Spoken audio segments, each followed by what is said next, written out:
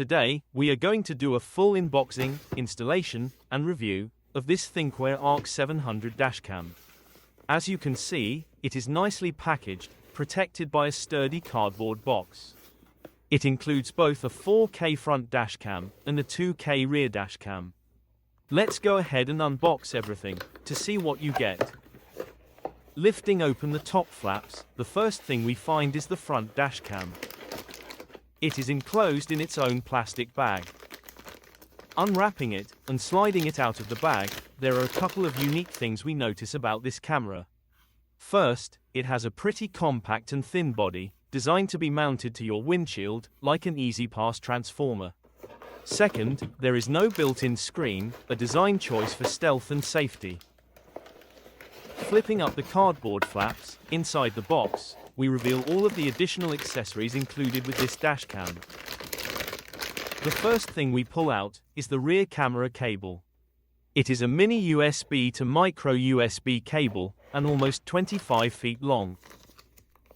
Next in the box is the windshield mount. The mount includes a 3M adhesive that sticks to the windshield, and then the front cam quickly slides and snaps into the mount. Here we have the rear dashcam. It also has a 3M adhesive that allows it to stick to the back window of the car, and its compact and unobtrusive design ensures that it does not block your view. Thinkware includes multiple options for powering the dashcams. First, we have the hardwiring cable. This cable connects directly to your fuse box, typically hidden behind the trim, for a nice clean look.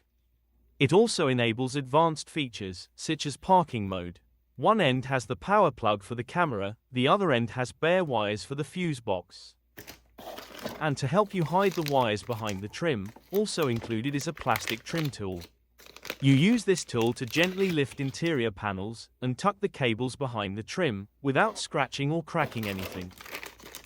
And if you'd rather not go through the difficulty of using the hardwiring cable, Thinkware has also included an easy-to-use 12-volt power cable that you can just plug into your car cigarette lighter socket.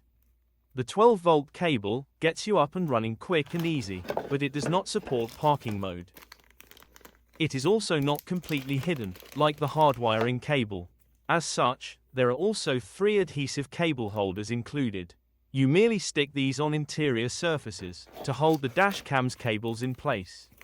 There is also a spare mounting tape if you need to move your camera at some point. Finally, last in the box, you find all the documentation. There is a sheet with company contact information and a quick start guide. The quick start guide gives you all of the relevant information to get up and running. It shows the variety of ways to power the dashcam, how to download the app, steps to connect to the app, and then how to install the front camera. On the flip side, it then goes through how to install the rear camera, app settings, and provides a QR code to the support website that includes an FAQ and help desk. The last piece of documentation in the box is the warranty. There is a 1-year warranty on the cameras and accessories, and a 6-month warranty on the included micro SD card. This document also includes a number of QR codes to get more information. And here is a quick look at everything you get, laid out so you can get a good look. Overall, it is a full kit, enough to get up and running. The only things we feel were missing were alcohol and dry wipes to clean mounting surfaces, and if you are going to hardwire to your fuse box, we would recommend using fuse taps. We did do a hardwire install, so we will walk you through the steps, but first let's walk through the camera and install the app so you can see all of its features. The front side of the main camera has a number of buttons. The record button allows you to start a manual recording. Then you have the voice recording button that enables or disables voice recording. There is a format button that you can use to format the memory card. And then a connect button that is used to connect to Bluetooth or Wi-Fi. The last button is the power button. Then, on the back, you find the power port, an optional radar port, and the V-in port, used to connect to the rear camera. On one side, there is a small reset hole. And on the other side, you will find the memory card slot. Here, you will find the included 64GB memory card, already formatted and ready to go. It is nice that Thinkware has included this card, making this package plug and play. Now, on the front of the camera, you will find the camera lens, protected by a piece of plastic. And on the bottom of the camera, you find the slots that slide onto the windshield camera mount. And those are all the main controls of the front camera. We'll go ahead and plug it in now, so you can see it power up, and then connect it to the app. It takes a few seconds, and then you will see it light up and tell you to have a safe drive. Please have a safe drive today. We've already downloaded the Thinkware app, so we'll go ahead and connect the camera. You first click on Dashcam registration. Since this is the ARC 700 camera, we click on that icon. It tells you to make sure you have Bluetooth turned on. We do, so we click on Next, and allow the app to use Bluetooth. It then tells you to make sure the dashcam is powered on, and has both the red record LED and blue Wi-Fi LED illuminated. Since everything is set, we click on Next. From there, you hold down the Wi-Fi button until the blue Wi-Fi light starts blinking.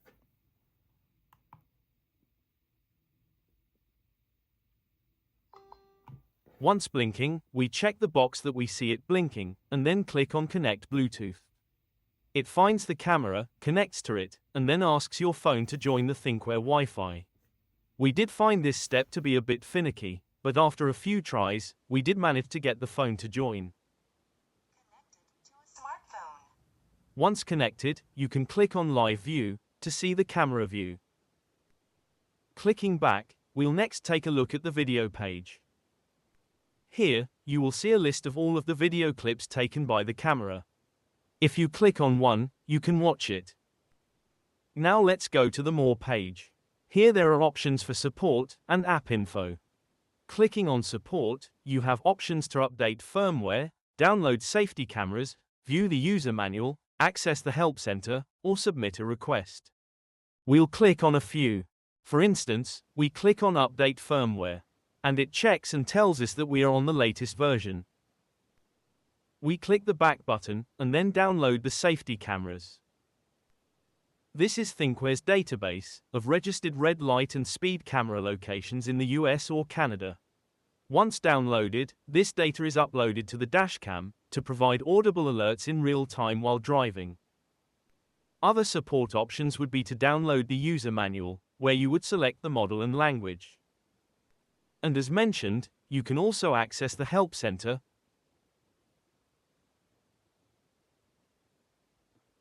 or submit a request. Clicking back from the support page, we can next click on App Info. Here, we see the app version, open source library, and privacy policy. Now let's go back to the dashcam. And this time we will click on the settings icon in the upper right. From the settings page, we click on Memory Card Settings. Here you find the various settings for the memory card. You can set the priority for the card, which type of recording to give the most memory, format the card, and select which videos can be overwritten. Next is camera settings. Here, you can choose the recording resolution, the brightness for the cameras, whether or not the rear camera is rotated, when to enable super night vision, and whether or not to record in HDR. Next is the record settings, where you set the sensitivity for incident recording, whether or not to enable voice recording, parking mode settings, radar settings, the impact sensitivity in parking mode, whether or not battery protection is enabled, the vehicle type, battery cutoff voltages, and months for wintertime battery protection. The next setting is the road safety settings, where you can choose whether or not to enable alerts for safety or mobile zone speed cameras. And finally, there are the system settings. Here, you can change language and volume settings, camera LED indicators, time zones, speed settings, and Wi-Fi frequency. And that is all there is to the app. Now, let's highlight the installation process. We start with all the cables plugged in, to make sure we have space for them when mounting. Then, we connect the dashcam to the phone, so we can turn on live view. This allows us to see the camera view as we mount it, so we can adjust it to the desired angle. Once we have the right view, we use an alcohol wipe to clean off any dirt or debris. Then, we dry it off with a microfiber cloth. Once clean and dry, we peel off the adhesive backing. And then, we very carefully position the dashcam where we want it on the windshield, with it showing the correct view in the app. Once it looks like it is in a good spot, we push the adhesive onto the windshield, and hold it for between 30 to 60 seconds. That is all you need to do to mount the front camera. With the rear camera cable attached, we switch the live view to the rear camera and perform a similar process. You do need a small screwdriver or other tool to adjust the angle of the rear camera.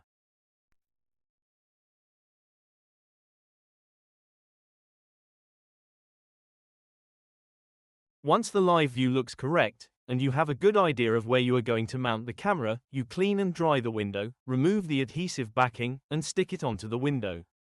Again, hold it there for 30 to 60 seconds. And your initial installation is complete. Once completed, we did use the trim tool to remove the trim and paneling in the car, in order to run the wires behind everything.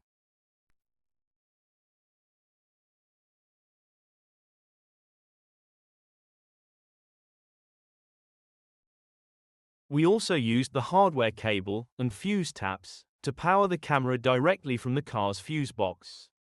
As you can see, it is quite a process, so if you are not comfortable with taking apart trim and paneling, you can just use the included cigarette power supply.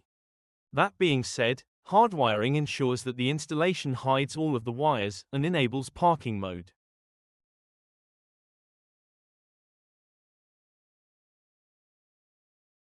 Okay, now let's take a look at some footage.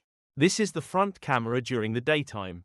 As you can see, the 4K resolution is exceptional, and the footage overlays date and time. If desired, you can set it to also log speed and location.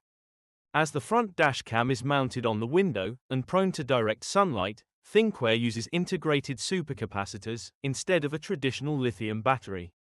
Supercapacitors handle extreme temperature swings with reliable operation. It also has smart thermal protection. If it gets dangerously hot, the camera will safely shut down to prevent component damage and secure the most recent footage. And here is the rear camera.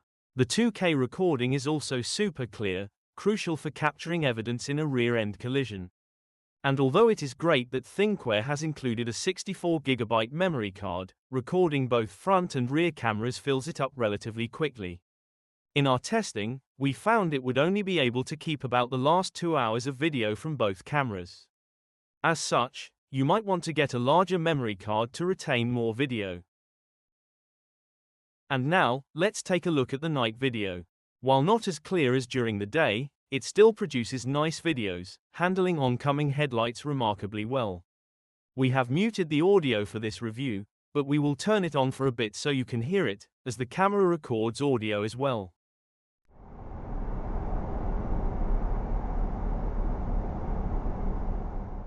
You can also set whether or not to record audio in the app. And here is a night video on the rear camera. Again, pretty solid quality video.